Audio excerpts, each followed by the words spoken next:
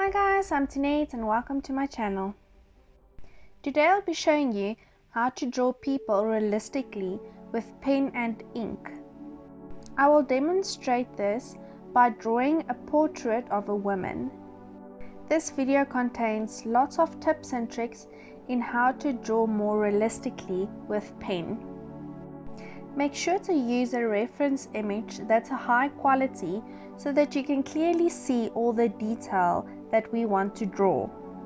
For this specific drawing, I chose to use the Sketch Premi Art sketch pad, which is 120 grams. I chose this paper because it's a nice smooth paper and it's not too thin when I want to use the liquid ink so that the paper won't go all wavy. I used the Unipin fine line pen from 0.05 to 0.8. You can also use the micron pens, they're also quite nice. The ink that I used is a Liquitex acrylic ink with the standard paintbrush. I will list all these elements I used in the description below. When you draw the eye, what I do is I draw a broken type of line around the eye opening. This helps you to identify the start and finish of the eyelids and the eyeball. You can use pointillism in the eyeball itself. This will give you a nice overall tone. Then you can add some lines going in the direction towards the pupil to make it more realistic. The white part of the eyeball is never completely white. Make sure to add some thin, soft lines in there. When it comes to the eyelashes, one of the biggest mistakes people often make is to make them too long and too perfect. Make sure to look at your reference image and draw exactly what you see there. If you don't have a reference image, what I do is I would draw 3 eyelashes in one direction and the 4th one slightly off. Then I'll draw 4 in one direction and the 5th one slightly off. This just gives it a little bit more of a realistic look. Make sure to add in that little bit of a curve in your eyelashes. Also have them at different lengths. Have some shorter ones and some longer ones. Your bottom lashes will start a little bit further away from the end of the eyelid. Make sure to make them a bit shorter and they will be more of a random direction than all following in one direction. When you start drawing the hair, the first thing you do is divide your hair into separate hair strands. This helps you to get in that extra detail and make it more realistic. Start with your hair from the root and work your way down to the ends. This will also help the flow of the hair. Try and draw as parallel as possible. This will help it just to give it a more of a direction where all your hair in that strand will follow the same curve or follow the same line.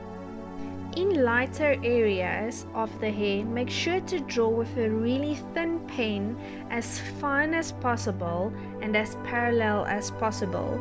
In the lighter areas, you can quickly pick up if the lines aren't. When you draw your hair path in the middle, make sure to make more of a zigzag pattern than a straight line, as if the hair fell open in that way. This will make the hair look more natural instead of too perfect and organized. In areas where the hair goes over the face or a few thin strands, don't draw it now. Finish the face first and add in the hair later.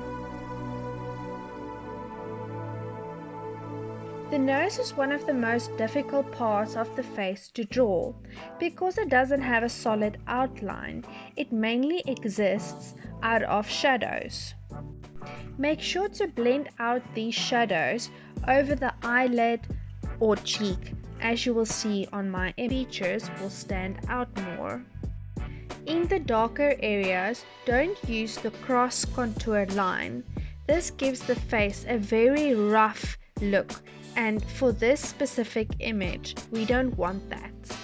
We want to create a smooth look to the skin. When you draw lips, use a vertical line that follows the lip inwards towards the mouth. This will give your lips more depth and shape. This will also help you to draw your lighter areas to make it more random than a perfect shape. When you're done with your hair, make sure to add in some loose thin lines that we call the frizzy hair around the face and around the top and sides of the hair. This will make it just that much more realistic looking. Before you start painting with your ink, make sure to have a thick outline with your pen. It helps you to have a good guideline of where you want the ink, and it will end off the edge with a nice sharp line.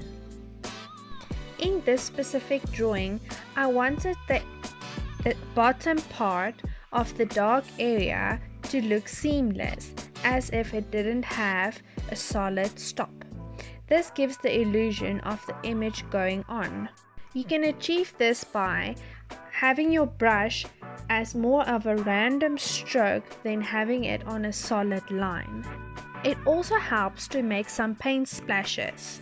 What I do is I load my brush up with as much ink as possible. I flick my wrist so that the brush hits my left hand's finger.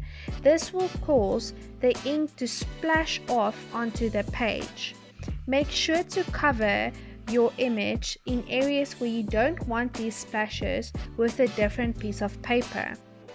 You can repeat this motion as much as you like. When the ink is dry, you can always add in another layer of ink if it didn't come out solidly black. I hope you guys enjoyed the video. If you did, please make sure to like and subscribe to my channel, and you'll see much more of these videos.